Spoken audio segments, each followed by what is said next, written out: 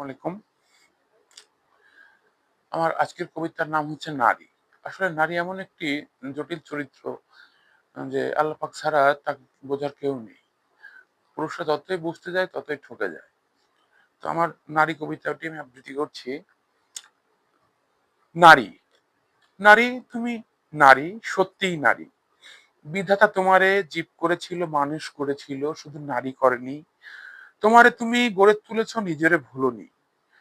কি নীরব, নিশ্চল, মাংসল কামনা ছড়ালে বাতাসে। বোকা পুরুষের দল লড়ে গেল শুধু তোমারই আসে। লোভ নয়, ক্ষোভ নয়, তুমি কি অদ্ভুত মায়া। জননী হলে, স্ত্রী হলে, প্রেয়সী হলে, হলে তুমি জায়া। তোমারে বুঝিতে কেটে গেল কত শত মনীষীর রাত। তল পেল না কেউ, যেন তুমি এক অতল প্রপাত। ছলনা তুমি, কল্পনা তুমি, করুণা তুমি।